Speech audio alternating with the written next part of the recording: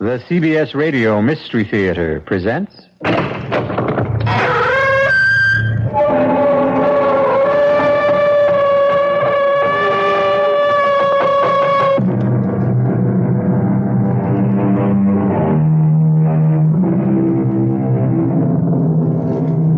Come in. Welcome. I'm E.G. Marshall. May I be your guide once again for that trip through another world, a world of the weird and the unusual? Consider, what we are pleased to call science is based primarily on our observation of cause and effect. So, we say the rooster crows to herald the approach of dawn. But what does the rooster think? From his point of view, isn't he justified in believing that the sun rises because he commands it? In the final analysis, it all becomes a matter of perspective, doesn't it?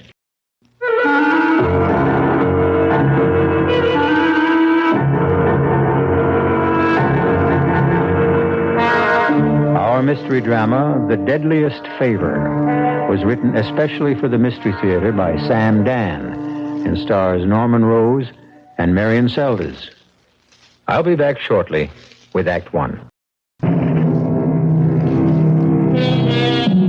The poet said, "He that dies pays all his debts." And while this may be true, it is neither a practical nor a popular way to discharge one's obligations. And yet, how can we ever hope to pay the vast accumulation of debt that accrues during our lifetime? Well, this has nothing to do with money. We refer rather to the true obligations when we ask, can anyone live long enough to repay all the favors extended, all the kindnesses shown, all the comforting words spoken by friends and strangers? Rare is that fortunate man or woman whose account is not in arrears. The Prime Minister described the situation as one of the utmost gravity. And now, let us go to the West Coast, where they are having a fantastic premiere of that super-sensational million-dollar epic, Kiss of Blood. This is a premiere like they had in the good old days. Everybody who is anybody is here. Yes. Oh, yeah, that's a long way from here, Carlotta, baby. A long, long way. I made myself this bed. I'll just have to learn to like it. Live with it. Hello, darling. Hi. Anything exciting in the news? Man said there's going to be a war, I think. Well, that's not new. Hungry? Mm-hmm. Steak and salad, okay? Okay. Do you have a good work session? No. Oh, I'm sorry. What's the problem? I don't know. That first draft is due in 2 months, Edmund. I just can't seem to get it down. Well, why not? I can't concentrate. Up here? A million miles from no place. Maybe that's why. Well, but you're the one who wanted to get away from the hustle and the bustle and the hurly-burly. Believe me, I don't miss it. I'm happy to be up here. Then why can't you write? Because, well, Carlotta, because I've got a guilty conscience. I feel guilty about you. Me? Mm-hmm. See, I don't need people. I don't need parties, a theater, opening nights. I don't either. But, Carlotta, you were always so... I was always... what?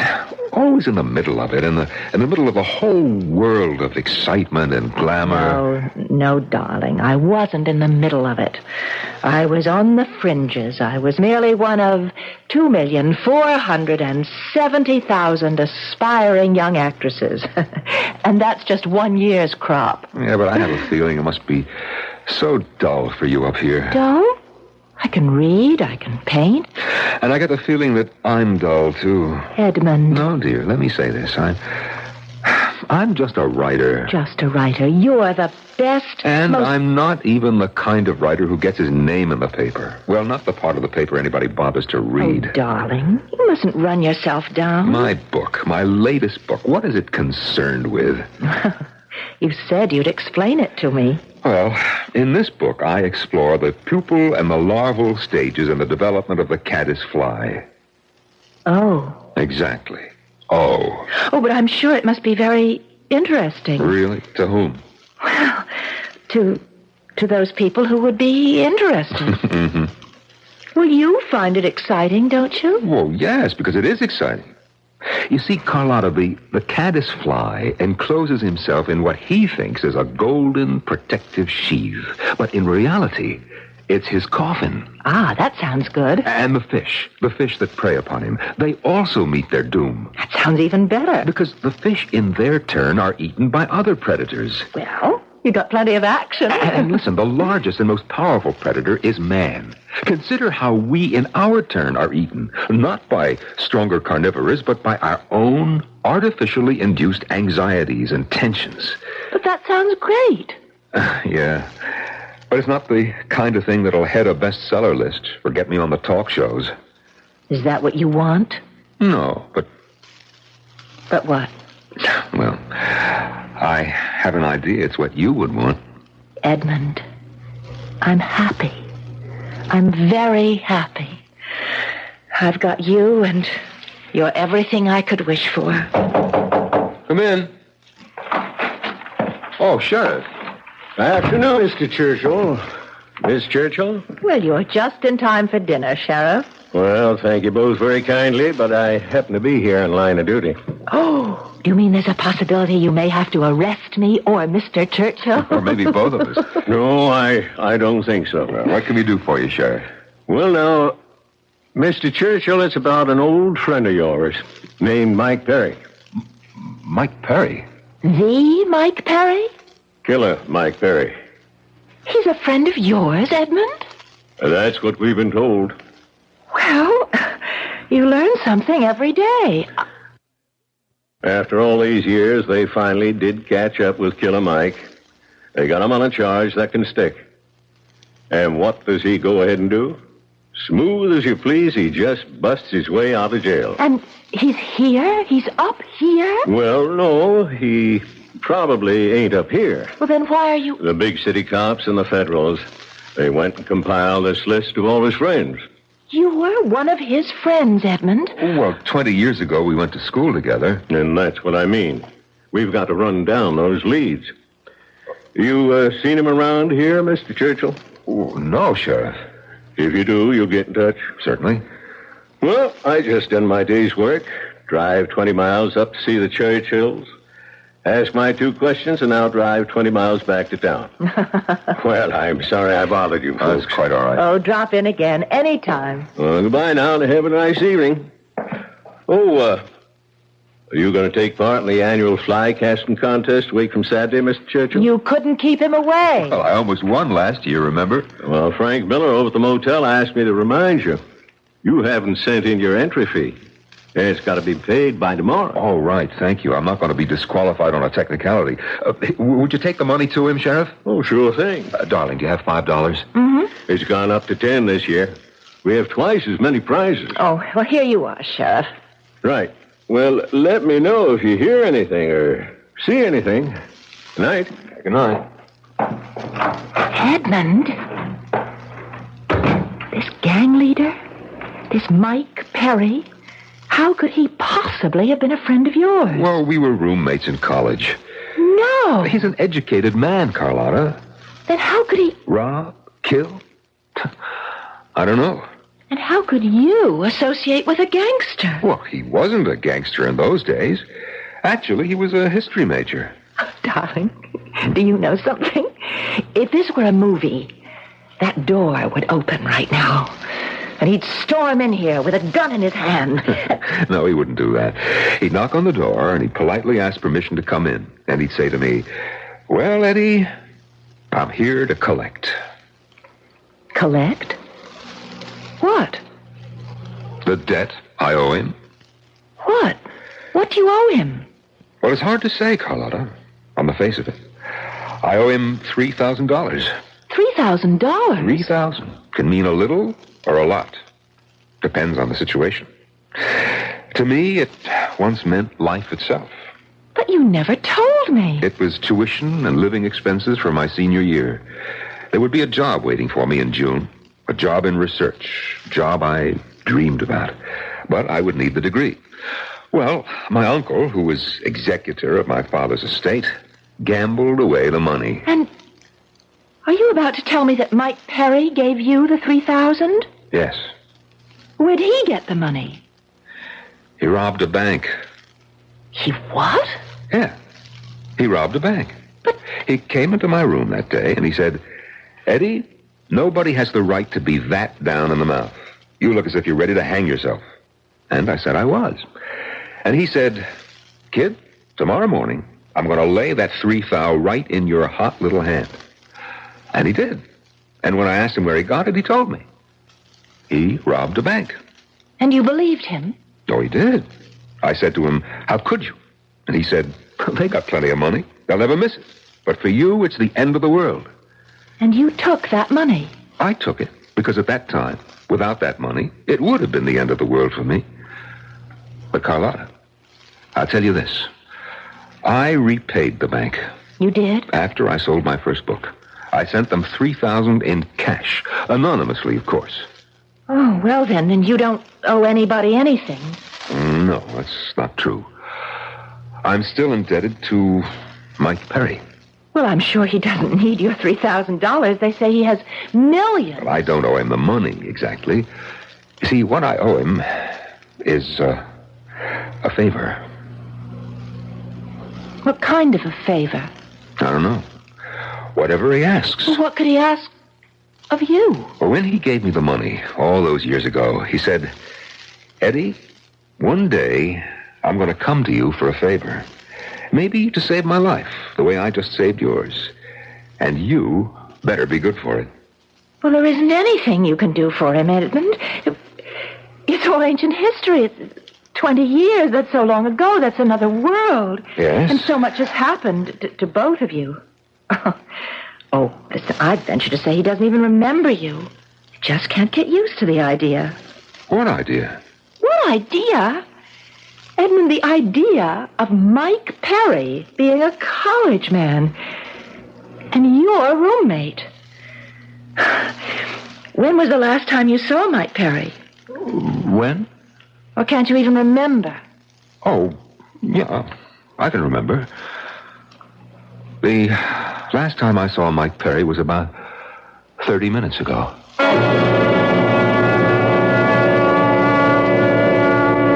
Look out for the quiet people.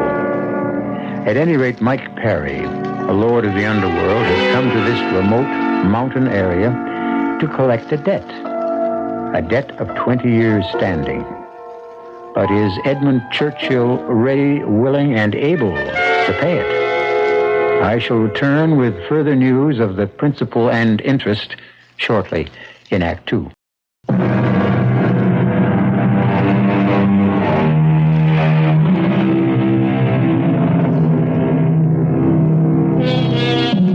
Ladies, what do you know about your husbands? To Carlotta Churchill, Edmund, her husband, was mild, self-effacing, unassuming, a writer of books on nature. Now she has discovered that Edmund is providing refuge for Mike Perry, an underworld overlord who is a fugitive from justice. Why? Well, it seems the two men are old friends. He's here? Mike Perry is here? Yes, Carlotta. Where? In my studio, above the barn. Then you lied to Sheriff Parker. Yes.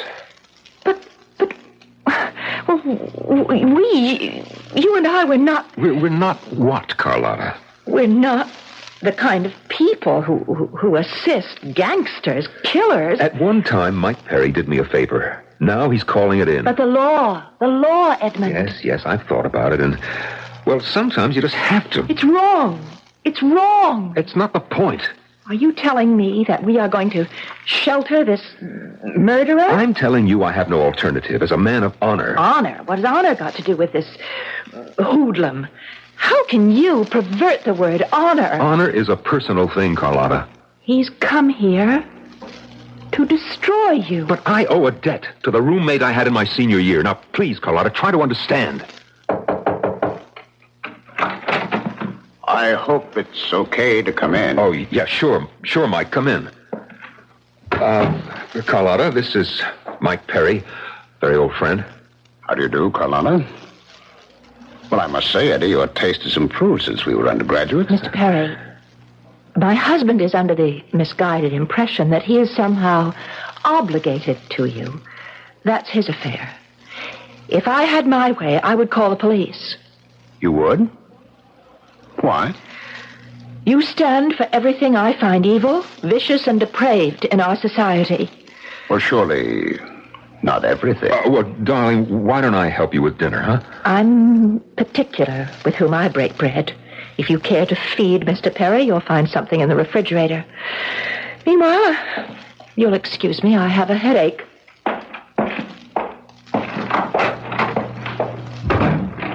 You know, Eddie, I don't think she likes me.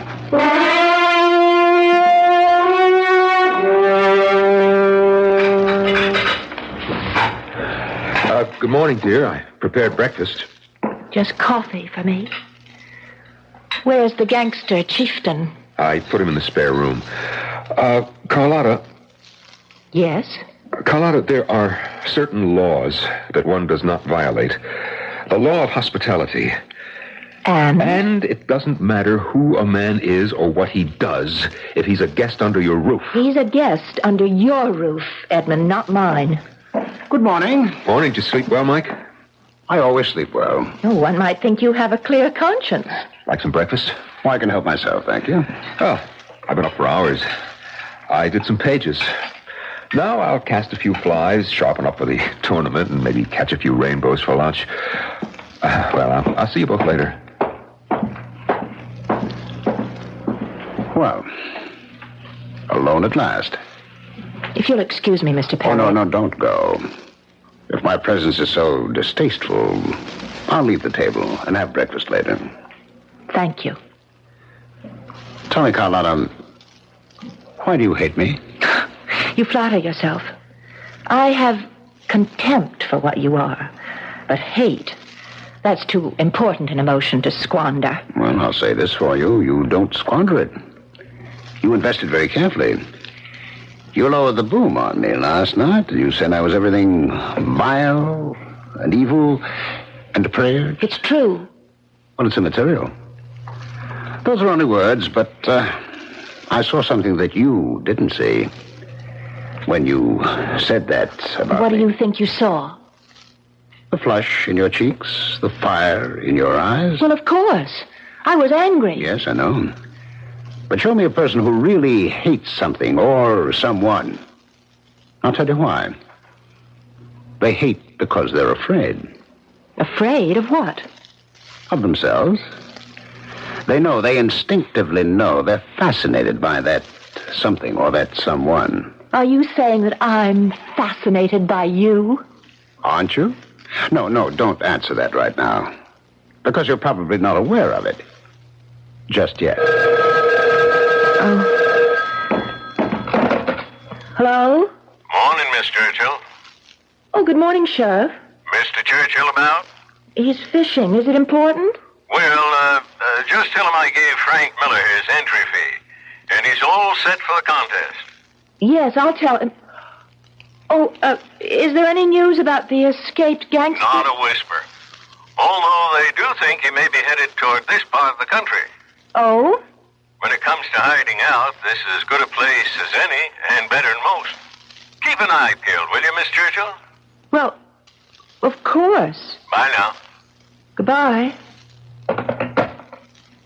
Thank you For what? for not calling in the hounds. Had I told the sheriff you were here, I'm sure you would have killed me on the spot. That isn't true. You mean you're not capable of it? Oh, no. Of course I am. But there'd be no point to it. They'd have me. Where can I go in this wilderness? But how do you know I won't call him back? I know.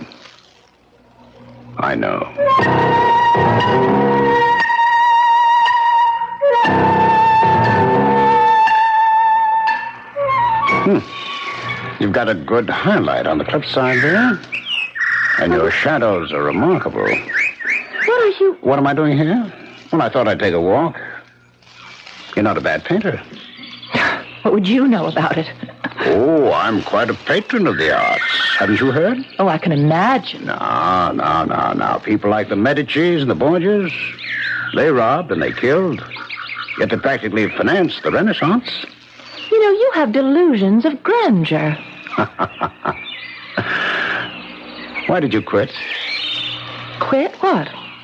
The theater. I was never in the theater. Oh, that isn't true. I saw you in a play. It was 10 years ago. I'll never forget your performance. You have developed flattery into a fine art. It was a great performance. What happened? Nothing. Tell me the truth. I told you. Nothing happened. I had a bit part in an off-Broadway play. I had one scene, and I stole the show. And the critics raved, and... and that was the end of it. It couldn't be. I never got another job. That's impossible. No, it's the way things can work out or not work out in the theater. So I decided to go back to school and get a degree and maybe teach. And you married your professor. That's right. And you've been miserable ever since. That's not true. Now, go ahead, tell me. Tell me you've been deliriously happy. Nobody is deliriously happy in this world. That's not true. I am. You? Oh, yes. Because I live. Every second of every minute of every hour. I have everything I want. But you can be shot down at any time. And you can get hit by a truck. You abdicated from life. I'm reconciled to it. Reconciled? You? I saw you on the stage. I saw fire and ice. Excuse me. Where are you going? I'm going back to the house. Yes? Please, I said I'm going back. Well, of course. You know why? You're afraid. Afraid of what? Of this? Let go of me. Please let go. Oh, now, who are you kidding? Let... Oh. Now, I'll let you go. I despise you. Oh, sure.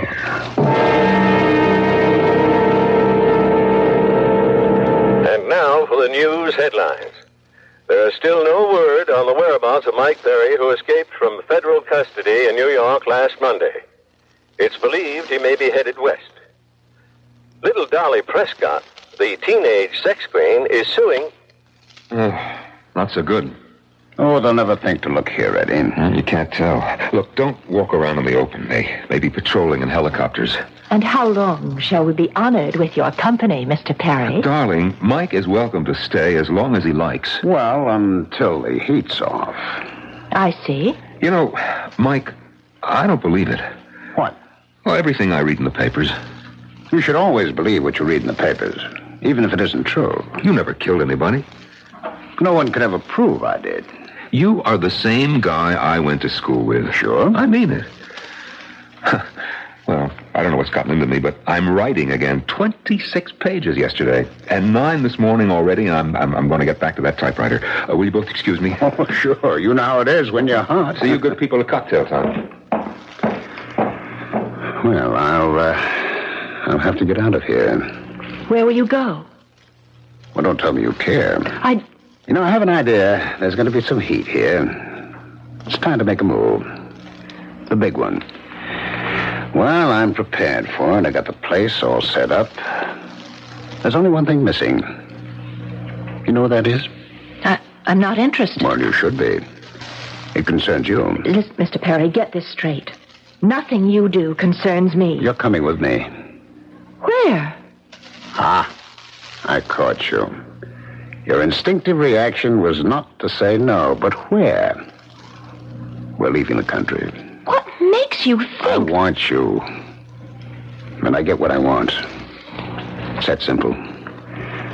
And besides, you want me. What gives you that idea? As of right now, you don't have the courage to take what you want. It's all right. I'll help you. And what makes you think I want you? You mean you want what you've got now? Eddie? This hermitage, a million miles from nowhere? I'm happy. Oh, yes. Doing what? Every year that goes by is wasted. Soon you'll be old. Too old. Where are you running to? You see, your problem is with timing. You quit the theater too soon. You stayed with Eddie too long. Make your move. Now. You'll never get another chance. Please keep away from me. Why? Because I'm right, huh? You know the poem? Full many a flower was made to blush unseen and waste its fragrance on the desert air. Don't waste the fragrance, baby. Don't. Mike, That's better. Oh, that's much better. What about Eddie? Eddie? Oh, we'll take care of Eddie. What are you saying, Mike? I'm saying we'll just let things work out. No. Don't move.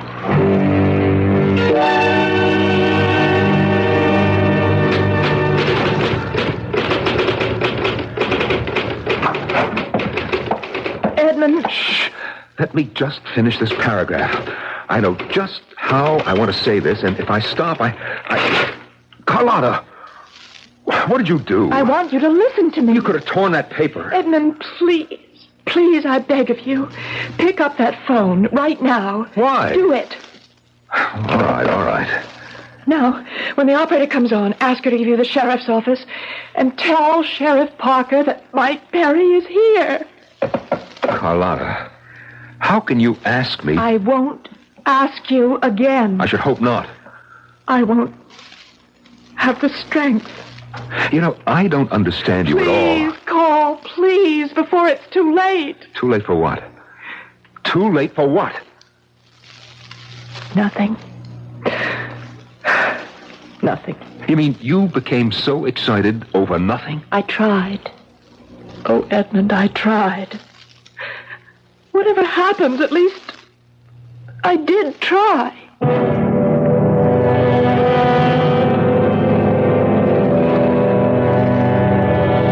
If at first they don't succeed, some people will try again. On the other hand, there are others who quit. And there's a lot to be said for both points of view. Will she try again to convince Edmund? If so, how hard? Everything will be revealed in good time when I return shortly with Act 3.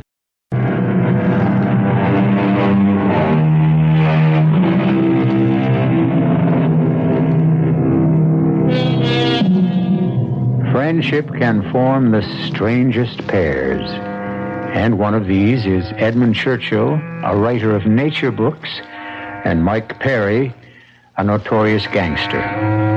Right now, Mike is hiding out in Edmund's secluded mountain home. And far from being bored by the solitude, he is quite happy. Why not? Edmund has a lovely young wife. And as they say, all's fair. And then Mike said to the professor, "Sir, there is every reason to believe that the Arthurian legend is based on fact. Furthermore, I must have been a bore in those days. Wait. What is it? Hear that outside? It's a car. Who is it, Edmund? Coming up the hill. It's the sheriff. What would the sheriff... Mike, go to the spare room, quickly. All right. Oh, Edmund, the ashtray. Get rid of it. Everybody knows we don't smoke. But it's no good. The smell will still be in the... Okay. Give me one of Mike's cigarettes. Yeah, okay. Leave the pack on the table, and I'll say I started again if you notice. No, wait. Something must be wrong. What? I don't understand why. Edmund, the table's set for 3. Come in. What did you say, Carlotta? The table is... Oh, hello, Sheriff. Hi, folks. How's that casting arm, Mr. Churchill? Oh, it's first rate. Well, People having company? Table set for 3, I noticed. It's lunchtime. I saw your car coming up the hill, so I set another plate.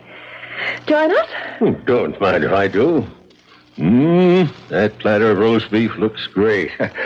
Sheriff, what's going on? Well, tell you, I figure Mike Perry's gonna head this way. You do? Why? Because he's that type of person. He does the unexpected. Goes where you'd never dream to look for him. But to come here? Every place else is red hot. And my theory is he's headed this way.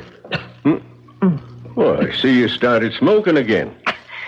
Yes, ever since this thing started, I've been so nervous. I just... Oh, there's nothing to worry about.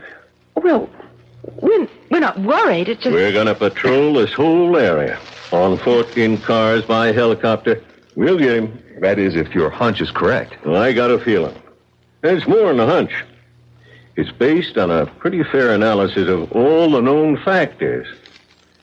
Now, could I trouble you for a slice of that terrific roast beef?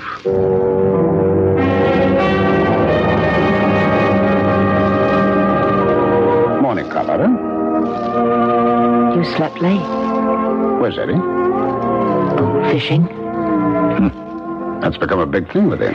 He's got the contest coming up on Saturday. We have to get out of here. Mike. I don't like that sheriff. Oh, he's just... Just what? A hick constable? Don't sell him short. He makes smart moves. Where could you go? Where could we go? Remember that we. Well, where? Out of the country. But what's the good? You'd be extradited. What for? Well, for... I'm not wanted for crimes like murder. All I have on me is income taxes. Maybe embezzlement. There are plenty of places where they can't extradite you. But... Come with me. But... Edmund. I said we'd take care of Edmund. No. Carlotta, come into a new world. The world of the people who have power. It's a world where rules have no meaning. But Edmund's such a good person. Good, bad, they mean nothing. You do what must be done. And I'm not sure that I can. Then stay here. Oh, Mike, Where we're going, I have a palace, a yacht. There's nothing you can't have. Name it, it's yours. But I don't want just things. I'll buy you a theater, your own company, act, star. Oh, Mike. Everything, anything, Mike. yours for the asking. This is my world. I want to share it with you. But what's supposed to happen to Edmund? Edmund must be taken care of. You mean killed? There's nothing personal involved. I even like Eddie. No. There's no other way. When he finds out we're gone, he calls the sheriff. Now, look. I've been told there's only one road out of these mountains. Yes, it leads right through the main street of Council Forks, 20 miles from here. Well, we'll have to chance it. No, it's dangerous. At night, late, I'll wear a hat. I do look a little like Eddie. We'll be moving pretty quickly. Yes, we'll go as soon as it gets dark. The stores will be closed. No one will be on the streets. Mike, it's still a 3-hour drive through these hills before we get to the turnpike. Suppose the sheriff should call here. He won't. Oh, how can you be sure? Call him. And here's what to tell him.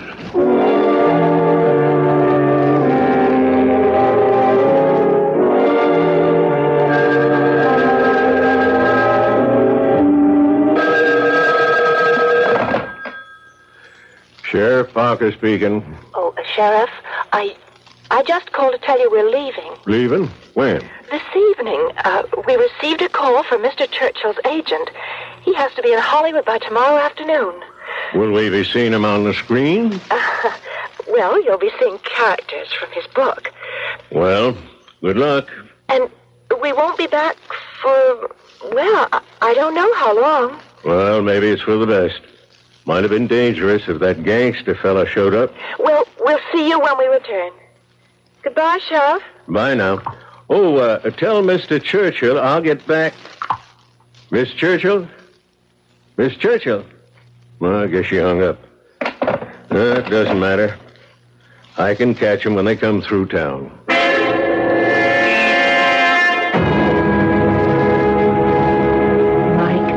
Mike, You what? I'm not sure. Of what? Of anything. Come here. No, that won't help. Yes, it will. Oh, Mike. I'm so frightened. You should be. You know why? You're crossing the line. Promise me you won't hurt Edmund. Of course. Are you packed? Yes. Okay. When he comes in, you go out to the car. You won't hurt him. Promise.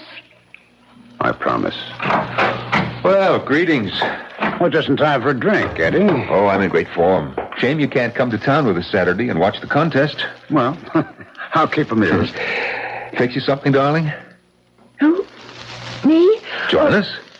I don't think so. I feel so... it's a little stuffy in here. I think I'll get a breath of fresh air. Listen, Carlotta. I appreciate this. What? Well, what you're doing. It's plain you have no use for Mike, and you're going against your code of morality. I know it's uncomfortable for you, but you're doing it for me, and, well, I think you're wonderful. Goodbye, Edmund. Goodbye. Where are you going? Oh, just for a walk. Well, Mike, here's to us. Yes, Eddie. To us. She's right, but she doesn't understand how it used to be between you and me.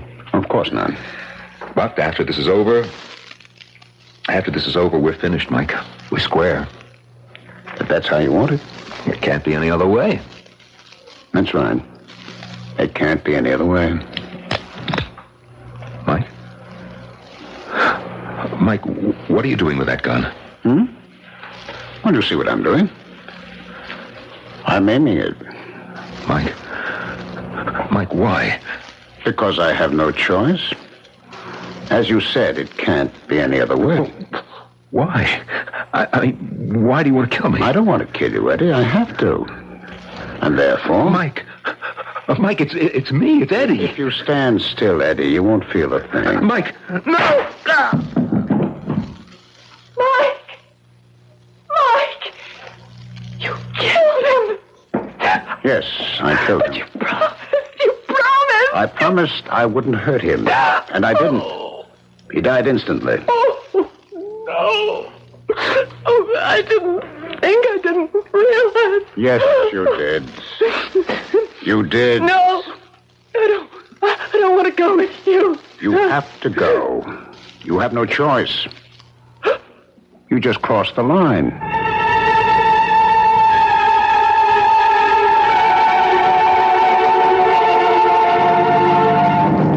Mike, please hold me close. Now, dear, I have to drive with two hands, especially when we go through town. Oh, slow down.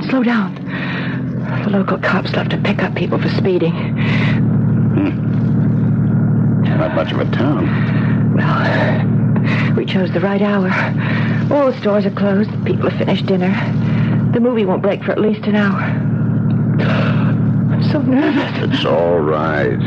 Everything's all right. Edmund, I never stop being sick. You'll be okay. Up ahead. Is that a police car? It's the sheriff's car. I think somebody's in it. Well, we have to go down this street, but... Well, why not?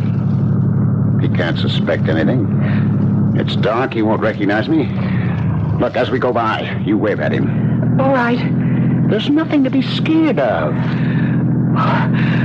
Now, give him a loud, cheerful goodbye. And a big wave. Hi, Sheriff. Hi, Miss Churchill. There. You see? There's nothing to it. We're in the clear. You don't have to look back. Mike, he's pulling away from the curb. Well, okay, that doesn't mean he's after us. Mike! He's following us. Now, don't panic. Maybe he's heading someplace else. Where? This road leads away from town. It's nothing for more than 80 miles. He's after us. Why?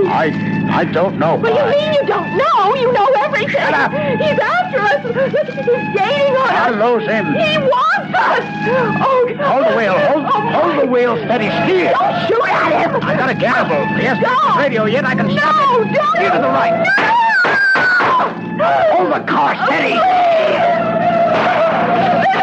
firing back at us. They're shooting back. Get away from the wheel. Get away from the wheel.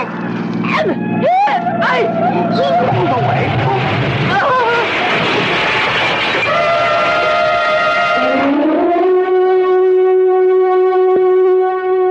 And I have with me here a man who captured the fugitive gangster Mike Perry, our own Sheriff Pete Parker. Sheriff, what's the story?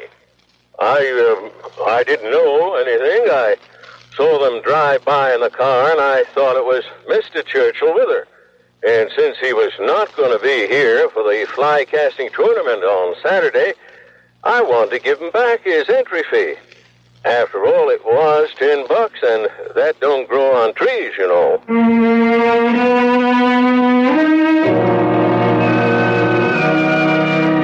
Of course not. But that $10 discharged the debt.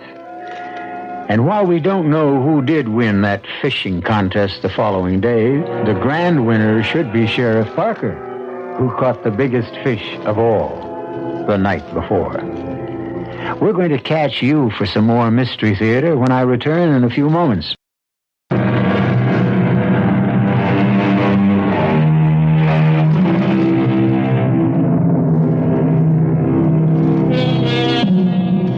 Certain emotions slumber inside each of us. We lead lives that may have nothing to do with our true desires.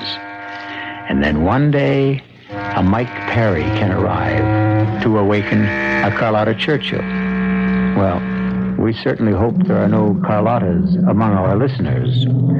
And if any of you are even contemplating a Carlotta-like move, tune us in instead. You'll get all the vicarious enjoyment with none of the actual penalties. Our cast included Marion Seldes, Norman Rose, Ralph Bell, and Dan Ocko. The entire production was under the direction of Hyman Brown. This is E.G. Marshall inviting you to return to our Mystery Theater for another adventure in the macabre. Until next time, pleasant dreams.